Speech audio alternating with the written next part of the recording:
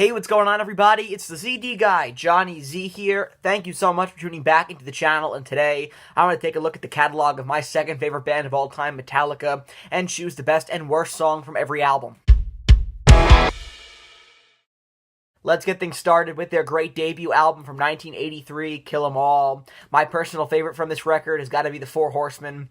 I'm not one for the whole Megadeth versus Metallica debate. They're two great bands, but that said, I prefer the Four Horsemen to the Mechanics. I think Metallica's version is more refined, of course, using the Rain riffs that were written by Dave Mustaine, but adding new lyrics to it, and the slower middle section is probably my favorite part of this track. I think it's, the best compositionally on the record, and a great hint of where the band would go on to, go in terms of the maturity of their songwriting in the years to follow. There really is no worst song on this album, but I do feel pretty bad about this one. I guess the least favorite for me has got to be Jump in the Fire. It's a great deep cut. The band took their own approach to Dave Mustaine's riffs here, and it's a very catchy track with a memorable chorus, and this was supposed to be the band's answer to Run to the Hills by Iron Maiden, apparently, which I can't really hear, but it's definitely one of the more commercial-sounding songs on the record, but that's not a bad thing. I just consider it to be one of the weakest on what's already a perfect debut album. On to their sophomore record, Ride the Lightning here. My personal favorite, the best, has got to be For Whom the Bell Tolls. Starting off with that distinct, classic bass intro by Cliff Burton. This track is, interesting in how instead of a solo, you get this really heavy jam section of thunderous riffs that really adds to the atmosphere of the song. Super cold lyrics here as well, inspired by the book of the same name, and such an iconic metal essential. And really, this whole record is full of metal essentials, but there are some days when, every song on here, I kind of differentiate between my favorite. But today, my personal favorite has got to be For Whom the Bell Tolls, one of my all-time favorite Metallica tracks. The worst on this album was pretty easy. It's got to be Escape. Now, I have no problem with Escape, personally. I don't hate it the same way the band does. It was added in at the last minute because the label wanted out of their song, and I enjoy it, but I can also see that the band really didn't care about this track. It feels rushed and, far less inspired than the rest of the record. Next up, we have Master of Puppets, the final studio album with Cliff Burton. My favorite song from this record is Disposable Heroes, and what's wild is that, this should be the focal point of the record, for most bands, but it's kind of overshadowed on Master of Puppets by tracks like Battery and the title track, but this is my personal favorite from the record. Just an unrelenting track from beginning to end with the chugging riff, the thunderous drumming by Lars, with some great drum fills here, not to mention my favorite solo on the whole album, and just a great showcase for Kirk Hammett's technical prowess here, and James' commanding vocal delivery is just killer as well, and this was the band firing on all cylinders from top to bottom, and surprisingly a song the band doesn't play all that often. Something has to come in last, and I feel bad about this because there really is no worst song on Master of Puppets, but I guess if I had to choose my personal least favorite, if it was like, great versus least great, my personal preference here would tell me that my least favorite's got to be Orion, and now, I love Orion, right? I just couldn't go against the monster riffs on Leper Messiah or the thrashiness of Damage Inc. Orion is Cliff Burton's swan song in the band. It's a great instrumental piece. Personally, I'm a bigger fan of Call of Cthulhu, and that's usually the deciding factor for me in, choosing Ride the Lightning over Master of Puppets, but like I said, there really is no worst, just, more appropriately least great on a record like Master of Puppets. On to 1988 here, and their first full-length studio album of new material with Jason Newsted on bass, and Justice for All, of course. My favorite song from this record is the title track. My favorite song from this record changes all the time, but today I have to go with Injustice for All. I love the more progressive direction the band were taking on this album, and it really felt like the natural evolution of their sound coming out of Master of Puppets, and this track is some of Lars' best work on the drums. He sounds incredible here, and compositionally, I love how this song just builds and builds. There's some awesome harmonies on this track as well, and it's a lengthy song, but it doesn't feel like a near 10-minute song at all. This might be an unpopular opinion, but again, we're dealing with, great albums here, so there aren't a lot of, bad songs to choose from. Quite frankly, I enjoy this song as well. The worst from this record for me has got to be Harvester of Sorrow, and I've always found Harvester of Sorrow to be overrated. Not a bad song by any means, but way overplayed by the band, when there are a lot of much stronger tracks on Justice that never get played and never get that kind of attention, and has this great opening riff to it and cool lyrics, but it's not as progressive or complex as some of the other tracks on here, and it's been a live staple for decades, and for me, was never one of my favorite live songs, and at this point, when they do it live, it's expected and played out. It's a fine song, but I never understood why this one is so beloved by the band and fans alike, so that they need to do it on every tour. On to the self-titled Black Album from 1991, the band moving in a more commercial direction here. A lot of big hits from this record, but for me personally, I don't need to hear any of the radio hits from the Black Album anymore, and so I really enjoy the deep cuts on this record instead, and so with that in mind, my favorite from the Black Album has got to be The God That Failed. Love Jason's bass intro here, and these are some of James' best lyrics, just such an underrated gem, and I wish this song would get just, 1/3 of the attention that some of the overplayed radio songs on this record get. The worst for me on the Black Album is going to be Wherever I May Roam. Not a bad song at all, just my least favorite of the overplayed hits from the Black Album, and like Harvester of Sorrow, I never quite got why this song is such a live staple ever since its release. It's like a mandatory song that they have to include in all of their set lists, and I really never understood why. It's a fine song. I love the use of, Kirk's sitar in the intro. I think that's kind of cool and different, experimental, right? Then we're trying a lot of new things here, but I could think of 100 other songs I'd rather hear live, and nowadays it just kind of feels like the obligatory Black Album single, so we have to play it type of track. Next, we have the band's most experimental record, Load, from 1996. The band changing up their sound even more, pursuing a lot of their own personal interests on this record, a new look as well. Bit of a more refined sound, doubling down on what they were doing on the Black Album here in terms of commercial accessibility. But personally for me, Load is a top 5 Metallica album, and there are days when it's even higher than that. It's full of incredible tracks on here, like 2x4, The House That Jack Built, Until It Sleeps, King Nothing, Hero of the Day, Bleeding Me is awesome, Mama Said, a country song, very different from Metallica, but James makes it work, and the lyrics are great. Thorn Within, The Outlaw Torn. I mean, so many great songs, but for me personally, my favorite has got to be the closer, The Outlaw Torn. Incredible lyrics here by James Hetfield, some of his most introspective on this track, and it was cut short on the studio version, where it was a guitar solo, I should say, because they, were pressed for time, right? They ran out of space, but you can hear live, when they do it live, they do the extended solo, right? The full version of this song, just a tremendous track, great live song. They don't do it live enough, in my opinion, but was really happy to hear them bring it back a little bit for some of the shows they were doing in the summer of 2019, going into that Second Symphony and Metallica show, so that was kind of cool, and it just kind of has this swampy jam session type of vibe to it that I enjoy. It's a lengthy track at this point, one of the lengthiest in their catalog, but it does not feel like, a near 10-minute song at all, in my opinion. I really enjoy it. Again, love the solo on here, love those dark lyrics, right, and the great delivery by James Hetfield.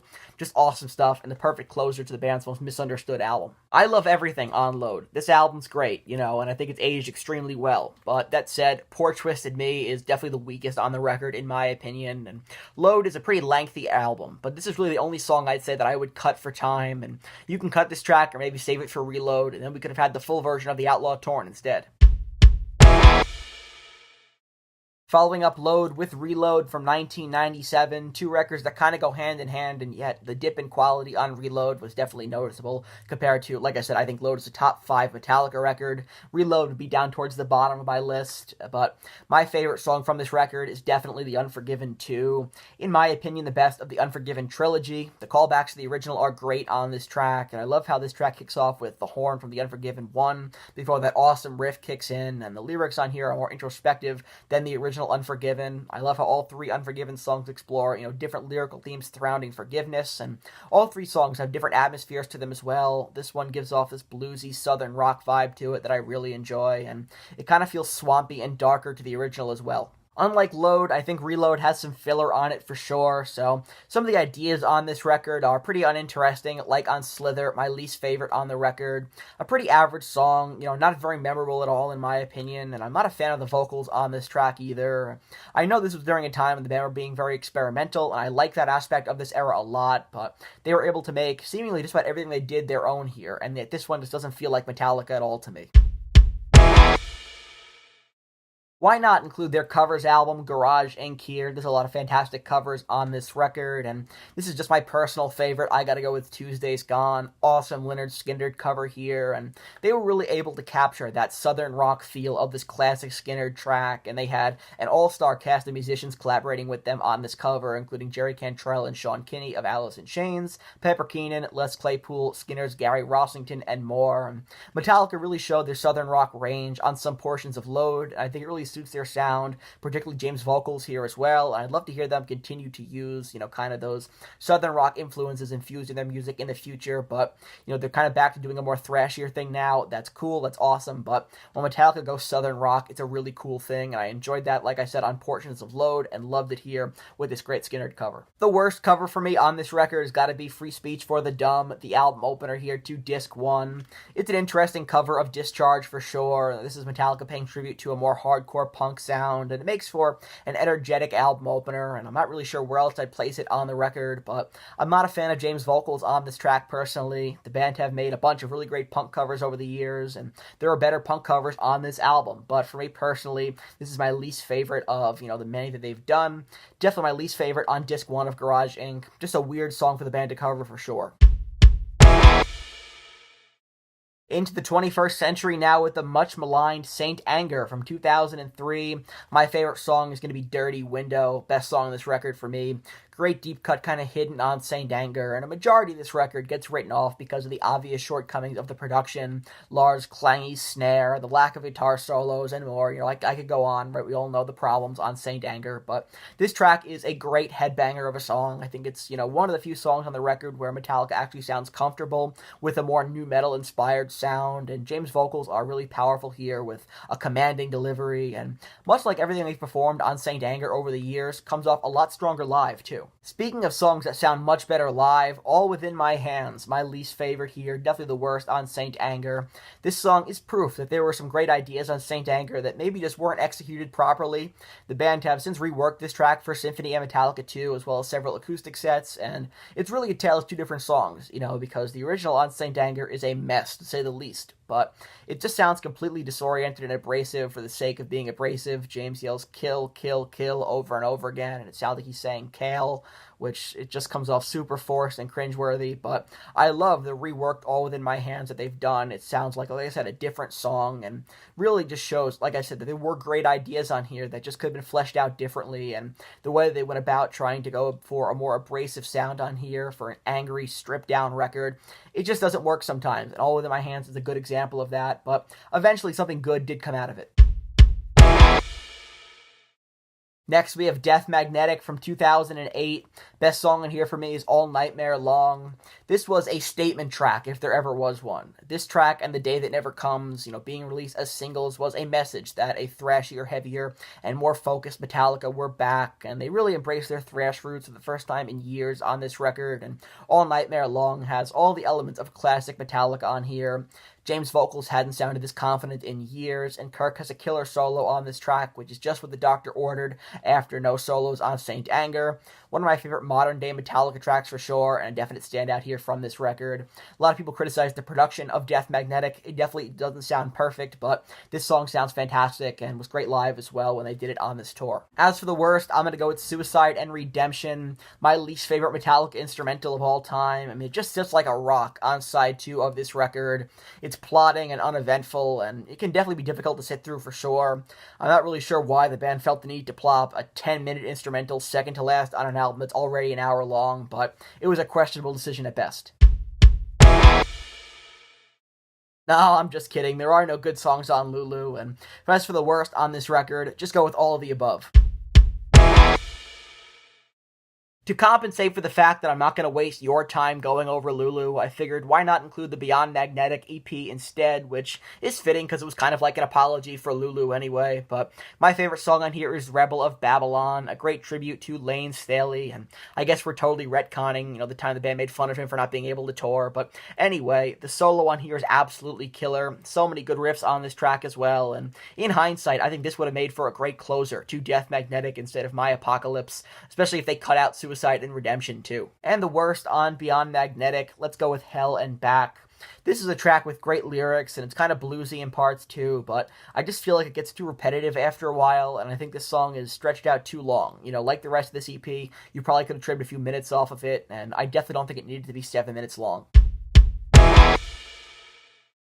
Time for Hardwired to Self-Destruct from 2016. Best song on here for me is Spit Out the Bone. This is old school Metallica on display. I mean, if you take out the squeaky clean production here, this track wouldn't sound out of place on any of those early thrash Metallica albums. And this is one of the most aggressive songs the band have released in the 21st century catalog. I think it's one of Kirk's best guitar solos since the Justice days, to be honest. And I can definitely hear a bit of a Motorhead influence on this track as well. And that's another cool callback to kind of the band's earlier material. Just a really aggressive, fast-paced song with an intensity that we'd rarely heard in years. The worst song for me on Hardwired, gonna go with Man Unkind, a comically bad play on words here, and by far my least favorite song from the record. And I'm a big defender of Disc 2 of this album. You know, a lot of people feel the album is front-loaded and, in general, pretty bloated. I personally disagree. I love, some of the album tracks on Disc 2, like Confusion, Here Comes Revenge, Am I Savage, Murder One, like I said, Spit Out the Bone is fantastic. I don't mind that it's a lengthy record, and I enjoy everything else on here, but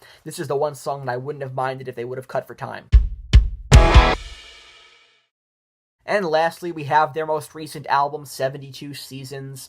Best song on here for me, Inamorata. Great album closer.